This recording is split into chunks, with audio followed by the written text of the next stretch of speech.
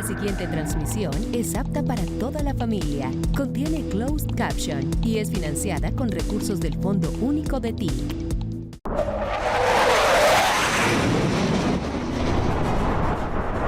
Desde el cielo, alguien nos cuida.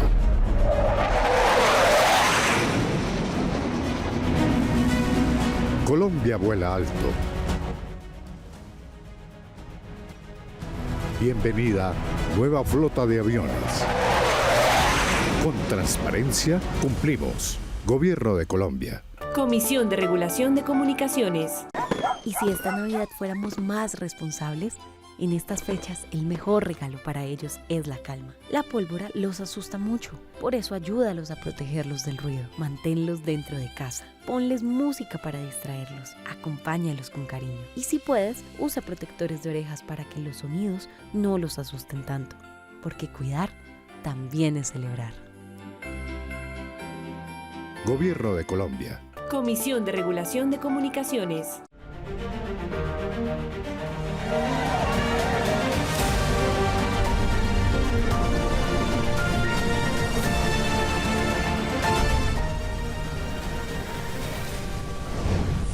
Para que el futuro no sea de crisis económica, hay que tomar medidas.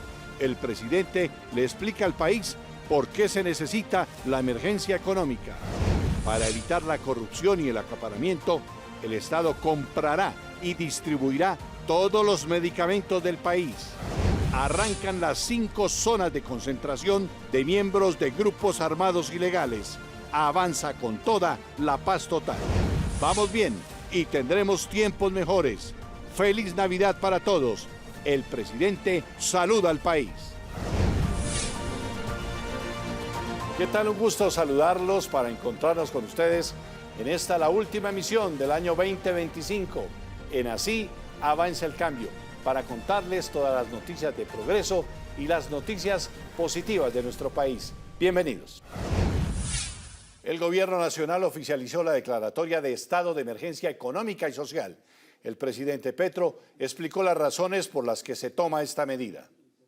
El presidente explica que se decreta el estado de emergencia económica porque se tiene que prevenir un mal mayor en materia fiscal.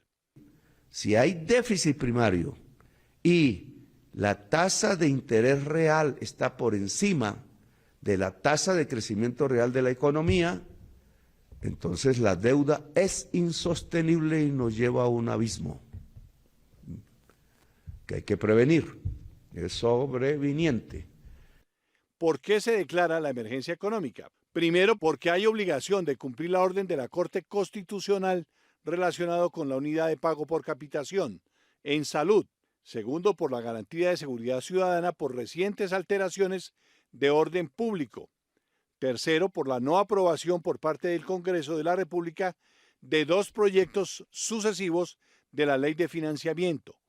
Cuarto, por los desastres naturales causados por la actual ola invernal. Quinto, por las sentencias judiciales pendientes de pago. Sexto, por las obligaciones atrasadas de orden legal, como los subsidios de servicios públicos en energía eléctrica y combustible. Séptimo, agotamiento de las alternativas de endeudamiento de la regla fiscal. Y 8, las restricciones en la caja de la Tesorería General de la Nación. Entonces aquí ven ustedes cómo la política económica del gobierno este año logró equilibrar de nuevo un tema fundamental, y es que los ingresos tributarios crezcan más que el gasto primario. Es decir, aquí disminuimos un poquito el déficit primario, pero aún no es suficiente. El presidente dijo que espera que la Corte Constitucional actúe con responsabilidad en este tema. Y esta es una buena noticia para la salud de los colombianos. Empieza a operar un centro de compra de medicamentos en el país. La idea que propuso el presidente es que el Estado sea el que compre y distribuya todos los medicamentos e insumos que requiere el Sistema General de Seguridad Social en Salud, bien sea comprados en Colombia o en el exterior. Lo podría hacer a través de una empresa propiedad del Estado. El pagador sería la Administradora de Recursos de Salud, ADRES. El Estado va a comprar, ojo noticia, sobreviniente, vamos a crear ya la central única de compra de medicamentos en las EPS intervenidas, solo una central, laboratorio que lleve precios por encima del mercado, no compramos, compramos en el exterior directamente.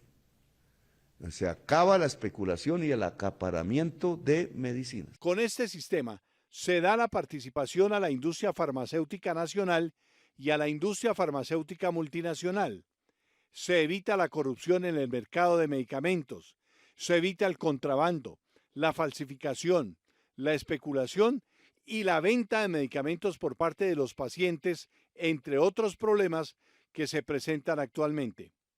Con respecto a las enfermedades huérfanas y a los medicamentos vitales no disponibles, se hará compra directa por parte de esta empresa propiedad del Estado. Por primera vez se utiliza el argumento del salario vital, es decir, el ingreso necesario para que una persona y su familia puedan vivir con dignidad. El aumento del salario mínimo para 2026 tendrá en cuenta el costo real de vida de las familias colombianas. Así lo anunció el presidente Gustavo Petro durante una alocución este 23 de diciembre. Entonces, ¿qué vamos a hacer con el salario mínimo? 3 fundamentos de la Constitución. El artículo 53 no habla de salario, sí, que el principio de la remuneración mínima no es lo que hicieron los anteriores gobiernos, Constitución, sino que el salario mínimo debe garantizar condiciones de vida digna y ajustarse a otras variables económicas. Según explicó el presidente, este enfoque está alineado con los acuerdos de la Organización Internacional del Trabajo, OIT, que establecen que el salario debe cubrir las necesidades básicas de los trabajadores y sus familias. Salario vital, ese concepto lo metemos en el decreto, es lo que buscamos. Según la OIT, que es tratado para Colombia, ley. Nivel salarial necesario para proporcionar un nivel de vida digno a los trabajadores y sus familias. El salario es familiar, no individual. Y eso va en el decreto. Salario vital por primera vez en Colombia. ¿Cuál es la canasta mínima vital de una familia? ¿Cuánta gente trabaja en promedio en la familia? Esos datos están, ese se aplica. Y nos da el salario mínimo que vamos a decretar. Cambio, pero basado en la OIT, en la Constitución y en la jurisprudencia. Recordó que en 2022 el salario mínimo era de 1 billón de pesos y que tras varios incrementos, en 2025 quedó en 1.423.500. Y del 2023 al 25, 17,7% ha subido realmente. Y va a subir más. Este es el cambio. Y hay más trabajadores. Es decir, hay más riqueza en el pueblo trabajador de Colombia. El jefe de Estado invitó a los colombianos residentes en el exterior, sobre todo a quienes están en los Estados Unidos, en Chile y en Argentina, a regresar al país y a construir la Colombia del siglo XXI. Los colombianos que residen en Argentina, Chile y Estados Unidos tienen las puertas abiertas para regresar al país. Invito a la ciudadanía colombiana que vive en Argentina y en Chile a retornar a Colombia y en Estados Unidos. Viven mejor acá. El mandatario señaló que los procesos políticos en esos países se han construido sobre discursos contrarios a las comunidades migrantes. Los cambios políticos de allá van a coger la colombianidad como enemigos, porque montaron sus votos sobre, como de esos 3 países, sobre destruir las familias migrantes.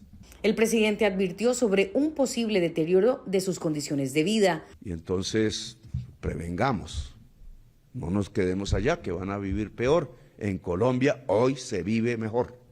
También se refirió al retorno de personas provenientes de los Estados Unidos. Ya tenemos 5.000 inmigrantes de Estados Unidos traídos sin cadenas. La superintendente de Industria y Comercio, Cielo Rusín, que denuncia amenazas e intimidaciones por las investigaciones que lleva a cabo sobre contrato de carros blindados. El plan, que hasta ahora se ha ejecutado con notable precisión, consistiría en desplegar una serie de ataques coordinados destinados a proyectar la imagen de una funcionaria que actúa de manera ilegal y arbitraria a través de un asedio jurídico y mediático que incluiría acciones disciplinarias y penales, como bien lo dio hoy a conocer la revista Cambio, y esto sin importar que las mismas carezcan de fundamento normativo.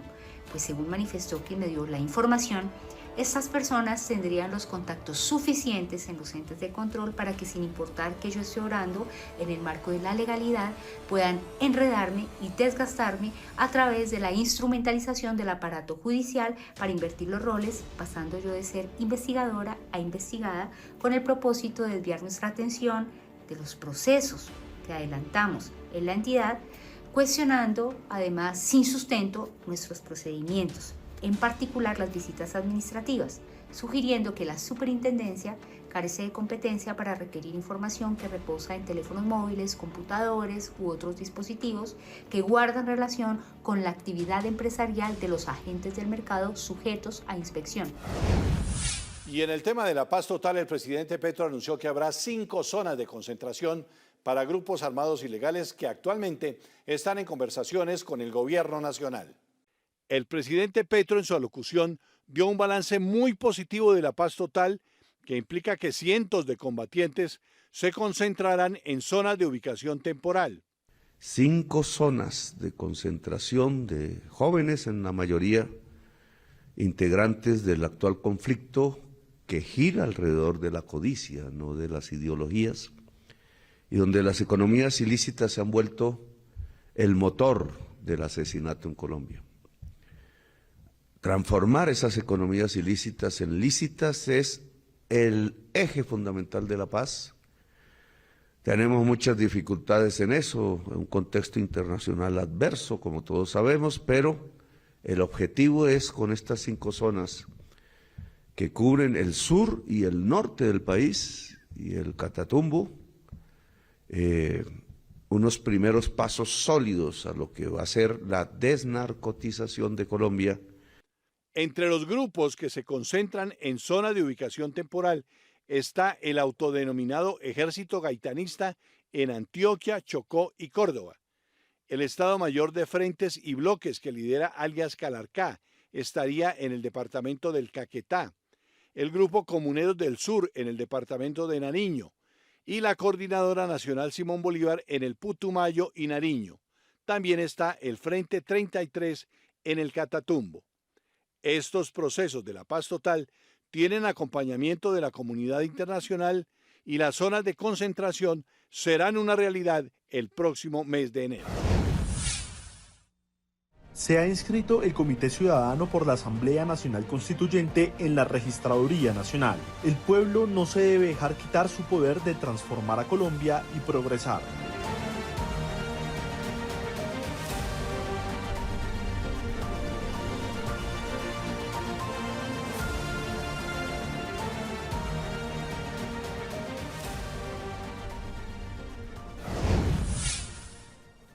Desde el Edén, Antioquia, Daniel Telles entrevistó a la ministra de Agricultura, Marta Carvajalino. Conozca la transformación de los territorios. Francisco, seguimos en Así avanza el cambio desde las regiones.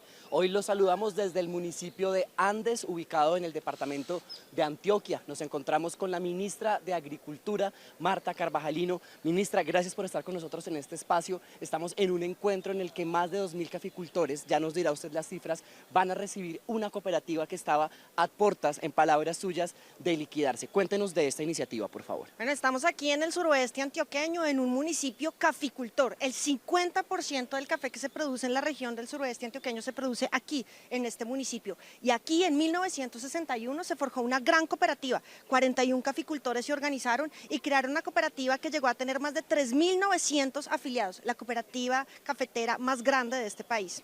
Luego de desafortunadas decisiones relacionadas con las ventas de café a futuro, estos caficultores pusieron en riesgo a través de estas decisiones su patrimonio y llegamos a un momento de crisis de esta cooperativa y se intervino en el año 2019 por la Superintendencia Solidaria.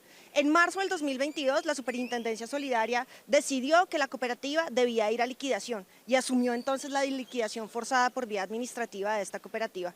Llegó el gobierno del presidente Gustavo Petro, asumió desde la Superintendencia Solidaria y desde el Comité Nacional Cafeteros, donde está el ministro de Hacienda, la ministra de Agricultura, el Departamento Nacional de Planeación y el Ministerio de Comercio, la necesidad de fortalecer el sistema cooperativo cafetero y de salvar a todas las cooperativas, incluyendo esta, que por estas decisiones de los cafés a futuro que pusieron en riesgo su patrimonio, se veían forzadas a la liquidación.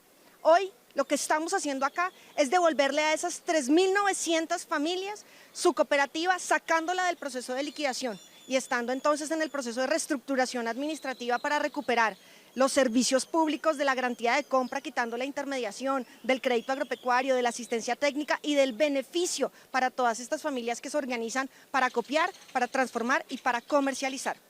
Esta cooperativa es la posibilidad de que la caficultura de esta región recupere su fuerza en un mercado que venimos abriendo desde el gobierno. Hoy sí podemos exportar café a muchos lugares del mundo y seguramente el esfuerzo que hemos hecho mancomunadamente con los caficultores en esta región va a empezar a mostrar que podemos recuperar y que podemos, esas desacertadas decisiones que se tomaron en un momento, revertirlas para poner de nuevo a la cooperativa Andes, a Cooperandes, como una de las grandes cooperativas de este país, a propósito de los elementos más importantes que tenemos en nuestra economía, que es el sector agropecuario y dentro de ella el café. El café sigue siendo el motor de la economía colombiana, el café ayuda a la sustitución de cultivos de uso ilícito, el café está creando la paz y el café sin duda se convierte en el cultivo ancla de las familias campesinas de nuestra Colombia. Ministra, vamos cerrando año y va siendo el momento de contar los principales logros en el gobierno del cambio, en el marco del gobierno del presidente Gustavo Petro. Hablemos de las APA, qué son y desmitifiquemos esto que están diciendo que es una herramienta de expropiación.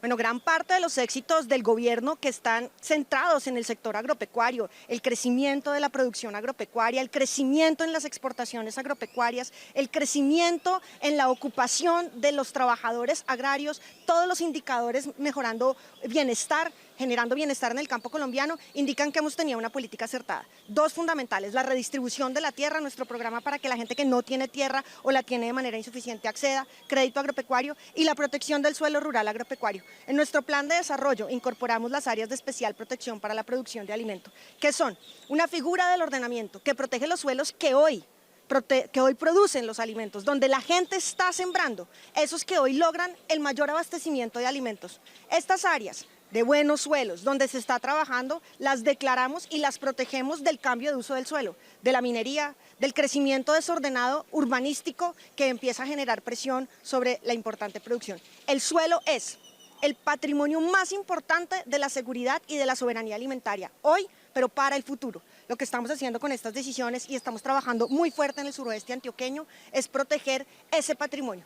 Hoy le presentamos al municipio de Andes la propuesta de declaración del área de especial protección para la producción de alimentos. 16.000 hectáreas que hoy tienen sembrado café, que hoy tienen sembrado plátano, que hoy se constituyen en el abastecimiento alimentario del municipio de la región. Hemos declarado ya en esta región las áreas de especial protección para la producción de alimentos de Concordia, de Venecia, alcaldesas absolutamente comprometidas con el ordenamiento de su territorio, campesinos y campesinas que ruegan porque tengamos una concurrencia de la nación, el departamento y el municipio para proteger este patrimonio. Estas áreas que no cambian la destinación del suelo, que lo protegen, que no tienen ninguna relación con las relaciones de tenencia, no expropian, no fuerzan la venta, no cambian la relación de propiedad, posesión o ocupación.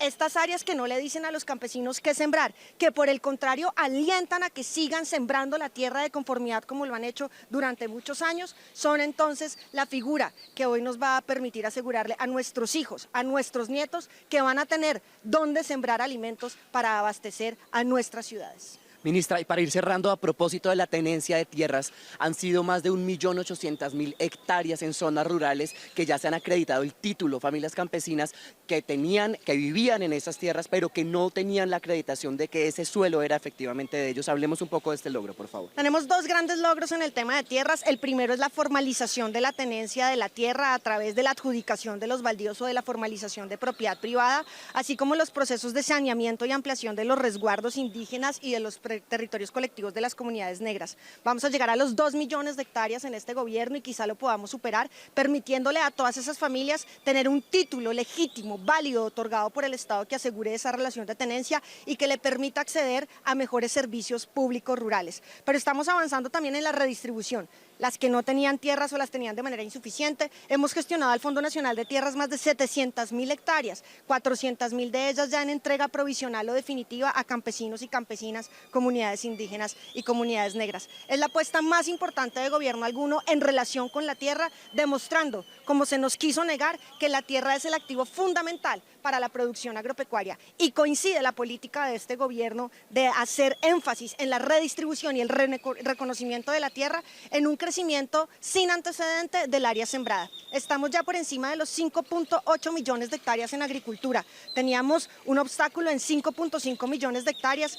Quisiéramos llegar al cierre de gobierno a 6 millones de hectáreas sembradas, lo que nos permite hoy decir, tenemos el mayor récord de abastecimiento alimentario en todas las centrales de abastecimiento, el mayor volumen de exportación, diversificación de nuestra canasta exportadora. Hoy tenemos en todas las ciudades del país más alimentos a mejores precios y de mejor calidad. Eso es lo que hemos hecho con la política agropecuaria del presidente Gustavo Petro. Edwin Roncancio es un campesino del Guainía, líder de la Asociación de Porcicultores. El gobierno del presidente Petro le entregó el título de adjudicación del terreno que transformó de basurero a una finca productiva de cerdos, piña, plátanos y gallinas, un excelente ejemplo de desarrollo alternativo. Pues por parte mía, eso es lo que siempre quise, tener mi parcela para tener mi seguridad alimentaria, como dicen muchos. Aquí tengo mis marranos, mis gallinas, mi cultivo de plátano, yuca, autoconsumo y para también abastecer al pueblo, al departamento. Bueno, adicional a que venimos a revisar aquí cómo está su predio, también quiero contarle que este 30 de noviembre vamos a tener, acompañados de la alcaldía, un mercado campesino y allí le vamos a hacer entrega de su título, ese que usted tanto ha esperado y que usted tanto necesita. Gracias pues a la Agencia Nacional de Tierras, al gobierno nacional, que pues ya podemos tener nuestro título, ¿no? Esto que están haciendo hoy en día pues no se había visto antes por este sector. Tengan pues paciencia con el cuento y que eso se va dando poco a poco, que se demora, pero ahí gracias a Dios ya tenemos el título de propiedad de nuestra finca. Las obras de adecuación, ampliación y remodelación de la plaza de mercado de Quibdó ya son una realidad. Esta infraestructura permitirá mejorar las condiciones de trabajo de los comerciantes y además fortalecer la economía popular en el departamento del Chocó. Con una inversión de 17.000 millones de pesos, el gobierno nacional reactivó las obras de adecuación, ampliación y remodelación de la plaza de mercado de Quibdó, un proyecto estratégico que beneficiará a más de 180.000 personas en el municipio. La intervención liderada por Prosperidad Social busca fortalecer la economía popular, mejorar las condiciones de trabajo de comerciantes y avanzar en la seguridad alimentaria del departamento del Chocó. La nueva plaza contará con espacios modernos para la comercialización de productos agropecuarios y pesqueros, zonas gastronómicas, áreas de artesanía, auditorio, parqueaderos, muelle fluvial y espacios verdes, integrando el desarrollo económico, social y urbano. Las obras comprometidas desde 2023 tendrán un plazo de ejecución de 10 meses y se prevé su entrega en el segundo semestre de 2026. Esto es una excelente noticia para nuestros viejos y viejas. Desde el pasado 23 de diciembre, 3 millones de personas mayores en todo el país comenzaron a recibir una transferencia mensual de 230.000 pesos a través del programa Colombia Mayor. El gobierno del presidente Gustavo Petro anunció la ampliación del bono pensional para 3 millones de personas mayores en situación de pobreza extrema en todo el país, como parte del nuevo régimen pensional. Con esa medida, más de 1,3 millones de adultos mayores se suman al beneficio que garantiza un ingreso mensual de 230.000 pesos. El presidente Gustavo Petro y el gobierno del cambio le cumplen a nuestros abuelos y nuestras abuelas. Ya son 3 millones de viejos y viejas que empezarán a recibir el bono pensional del programa Colombia Mayor de 230.000 pesos en todos los municipios de Colombia, permitiendo avanzar en la superación de la pobreza extrema y la protección social de quienes no cuentan con pensión. La entrega de los recursos corresponde al ciclo 12 de 2025 y hace parte de la estrategia Dignidad Mayor rumbo al Pilar Solidario, un paso clave en la transición hacia la reforma pensional impulsada por el Gobierno Nacional. Para este ciclo se destinarán más de 600.000 millones de pesos, reafirmando el compromiso del Estado con la dignificación de la vejez y la justicia social. Los pagos se realizarán por medio del Banco Agrario de Colombia y su red de aliados. Los beneficiarios recibirán información sobre la transferencia a través de los canales oficiales. La economía colombiana sigue gozando de buena salud. El DANE reveló que en octubre de 2025 la economía mostró un crecimiento de 2,95% con relación al mismo mes del año pasado. La economía colombiana sigue creciendo, aunque de forma moderada. Según el DANE, en octubre de 2025 el país registró un crecimiento del 2,9% frente al mismo mes del año pasado. Esto significa más movimiento económico, más ventas y mayor actividad, especialmente en el comercio y los servicios. En lo corrido del año, el crecimiento alcanza el 2,8%. Los sectores que más impulsaron la economía fueron los servicios y el comercio, con un crecimiento cercano al 4%, lo que puede traducirse en más empleo.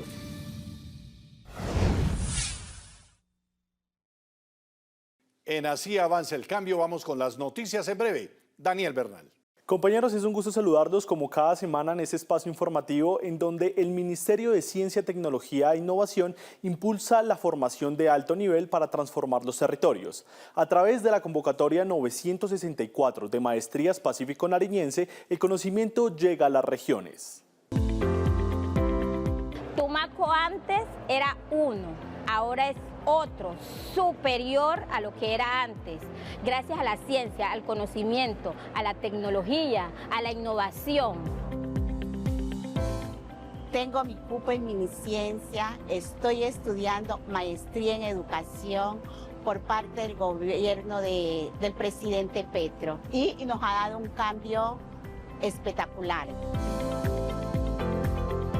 Mi investigación es sobre la paz. Yo me voy a enfatizar con mis estudiantes de preescolar, mis chiquitos, y donde yo sé que ellos son la esperanza viva para la paz, no solamente en nuestro territorio, sino también en Colombia entera. Desde el Ministerio de las Culturas se avanza en la entrega y dotación de bibliotecas, casas de cultura y escuelas de música en distintos territorios del país, espacios pensados para el encuentro comunitario, la memoria y la construcción de la paz. Desde Minculturas promovemos la creación y fortalecimiento de espacios para las prácticas artísticas y culturales. Ampliamos nuestras infraestructuras culturales para la vida en varios puntos del territorio nacional, a los que llegamos y seguiremos llegando con casas de la cultura, bibliotecas, escuelas de música, centros de transmisión de saberes, casas de pensamiento, entre otros. Este 2025 hemos construido y dotado las bibliotecas públicas de Lebrija, Santander y Duitama, Boyacá, así como las casas de cultura de San Jacinto Bolívar, Certegui Chocó, Málaga y el Tobal Carcasí, Santander. De igual manera, finalizamos y entregamos las escuelas de música de Ciudad Bolívar, Antioquia y Pitalito, Huila. También iniciamos proyectos culturales en Novita y Jurado, Chocó, Villarrica y Guachené, Cauca, Santa Rosa del Sur, Bolívar, entre otros. Seguimos avanzando en las obras del Teatro César Contó, Quibdó, el Complejo Cultural Margarita Hurtado, Buenaventura, el Museo Afro Cali y el Parque Memorial Un Monumento Posible. 6.402 razones para no olvidar, Mafapo, porque en 2026 seguiremos cumpliendo con dignidad. Más de 5.000 instituciones educativas del país están transformando el aprendizaje a través del arte, la historia, el deporte, la ciencia y la música. Para 2026, 500 colegios fortalecerán la enseñanza de la historia como base para la memoria y la formación ciudadana. Llegamos a más de 5.250 instituciones educativas con centros de interés, donde se aprende ciencia, arte, música, deportes e historia. Hoy viviremos la mejor. En 2026, consolidaremos una red nacional de 500 escuelas en formación integral, comprometidas con la construcción de memoria. Y Celso le pone la lupa a las noticias falsas. Lupa a las noticias falsas con Celso Pepe Crespo. Le ponemos la lupa a las mentiras del año contra el gobierno del presidente Gustavo Petro en materia económica, de salud y de pobreza, aquí en Así Avanza el Cambio. La primera, en materia económica. Dijeron que el dólar se iba a poner a 10.000 pesos, que la economía sería un desastre desde el principio. También dijeron que Colombia estaba en desgracia económica por decisiones del presidente Petro. Otros hablaron recientemente de un supuesto coletazo económico negativo con Gustavo Petro y que íbamos a tener el modelo castrochavista. Todo eso fue falso. Aclaremos, tenemos una economía creciendo al 3.6% en 2025. Tenemos una inflación o costo de vida en el 5.3% cuando el presidente Gustavo Petro la recibió en casi el 11% en agosto de 2022. Tenemos la tasa de desempleo en 8.2%, que es la más baja de lo que va de este siglo, con una ocupación del 60%. También tenemos consumo y comercio creciendo al 10% en sus ventas. Tenemos una producción del campo creciendo también al 8%, nunca antes visto. Las exportaciones agropecuarias de alimentos y de bebidas crecieron 29% en el último trimestre de 2025. El sector privado también está creciendo. Las 1.000 empresas más grandes de Colombia han tenido ganancias netas por 90 billones de pesos, según un informe de la Superintendencia de Sociedades. Decían también que el dólar iba a estar sobre los 10.000 pesos con Gustavo Petro y hoy está sobre los 3.800, más barato de lo que lo dejó el gobierno Duque incluso. Segundo, en materia de salud, dijeron que el presidente Gustavo Petro eliminaría las EPS, pero la reforma a la salud del gobierno del cambio, presentada al Congreso, que contemplaba cambios profundos como reducir el rol de las EPS como intermediarias financieras, fue hundida 2 veces en la Comisión Séptima del Senado. Es decir, no se concretó dicha eliminación supuesta de las EPS ni se aprobó la reforma a la salud hasta ahora. Todos los problemas del sistema de salud hoy vienen arrastrados de gobiernos anteriores y es el gobierno del presidente Gustavo Petro quien más bien ha solucionado en gran medida todos esos problemas. Como resultados principales, el gobierno del cambio ha entregado 82 hospitales, 1.403 ambulancias en 800 municipios. Ya van más de 90.000 profesionales de la salud recorriendo con más de 10.000 equipos básicos de salud, la mitad más pobre del país, y se ha llegado a 8 millones de hogares de manera permanente con estos equipos básicos de salud. Y la tercera, en materia de pobreza. Dijeron que con el presidente Gustavo Petro el país iba a sumergirse en la pobreza, que Gustavo Petro era pobreza, y resultó no solo siendo falso, sino que pasó todo lo contrario. La pobreza monetaria se redujo en un 31% y han salido 2.6 millones de colombianos de la pobreza durante el gobierno del presidente Gustavo Petro, y la desigualdad también ha presentado una reducción significativa. Y esta fue la lupa a las mentiras contra el gobierno del presidente Gustavo Petro en el último año, que desmentimos aquí en Así Avanza el Cambio y que pueden ver los domingos a las 8 de la noche en el canal institucional y por el YouTube de la Presidencia, así como en Vida en la Radio, el programa radial de la Presidencia, y en el periódico Vida también. Hasta pronto. Gracias por acompañarnos aquí en el canal institucional y en las redes sociales de la Presidencia de la República. Nos seguimos viendo en el próximo 2026 por el mismo canal y a la misma hora. Gracias a todos. Feliz año y un fraternal abrazo.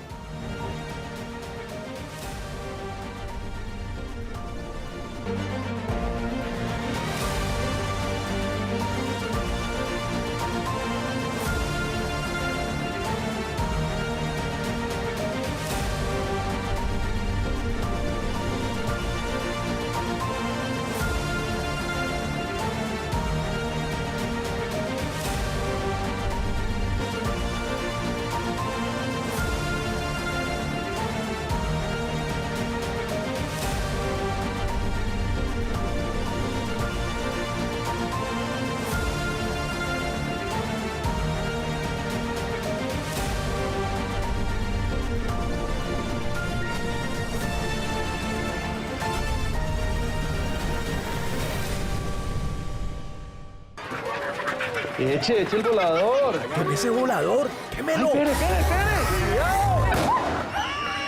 ¡Ay, llamen una ambulancia! ¡Le cayó al niño! La pólvora puede dañarle la fiesta a todos. No arruines la celebración con las quemaduras, mutilaciones y el dolor que puede traer la pólvora. La vida es primero. La pólvora no es un juego. Gobierno de Colombia. Comisión de Regulación de Comunicaciones.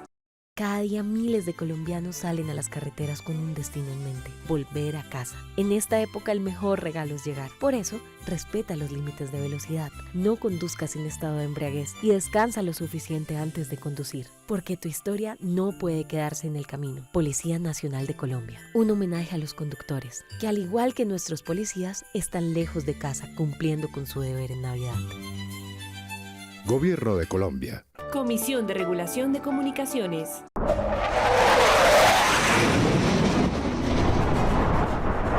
Desde el cielo, alguien nos cuida.